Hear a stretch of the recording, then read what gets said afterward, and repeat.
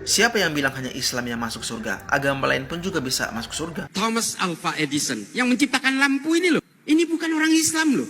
Tapi dia menerangi Masjidil Haram, menerangi masjid, menerangi orang ngaji, menerangi daurah-daurah, menerangi pengajian, menerangi alam bumi ini sampai hari. Bisa jadi dia tidak kenal Islam.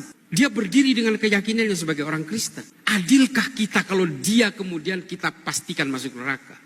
Memang Allah semua yang akan memutuskan. Tapi berkahnya Thomas Alva Edison. Narasi yang disampaikan oleh Islam Barawi itu manusiawi. Tapi problemnya dia mencampur adukan dua ranah yang dalam Islam jelas berbeda. Antara etika sosial dan teologi keselamatan itu berbeda Islam Barawi. Kalau kita berbicara dalam kerangka akidah Islam, kebaikan tidak ditolak. Siapapun mau dia muslim atau tidak bisa berbuat baik, bisa memberi manfaat, bahkan berdampak besar bagi peradaban. Itu diakui, tidak ada yang menyangkal itu.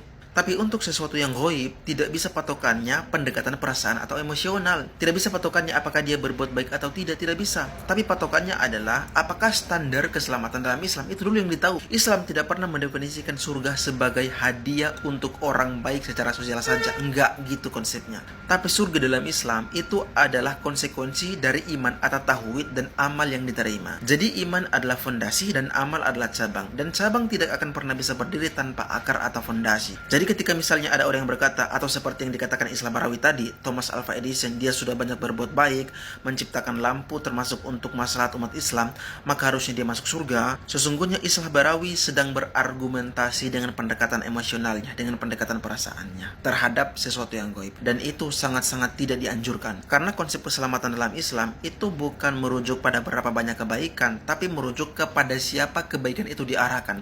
Apakah dia mengakui Allah sebagai satu-satunya yang disembah? Karena kalau fondasi pengakuan terhadap Tuhan itu tidak ada, dia tidak mengakui Allah sebagai Tuhan, maka amal kebaikan yang dilakukan tidak memenuhi syarat sebagai jalan keselamatan. Jadi mohon maaf nih Islam Barawi. Lalu muncul lagi klaim, berarti Islam tidak adil. Itu juga keliru. Karena orang-orang yang ngomong seperti itu, mereka sedang memakai standar keadilan versi manusia, lalu mencoba dipaksakan ke Tuhan. Itu nggak bisa kayak gitu. Keadilan versi Tuhan itu tidak tunduk pada persepsi manusia, tapi pada ilmu dan hikmah yang mutlak. Dan Islam tidak pernah mengatakan kebaikan non-muslim sia-sia. Kebaikan itu bisa, tebarkanlah kebaikan di muka bumi, mau Islam atau bukan. Tapi kalau untuk kebaikan yang fondasinya tidak percaya Tuhan, maka tetap akan dibalas. Tapi dibalasnya di dunia. Seperti apa misalnya?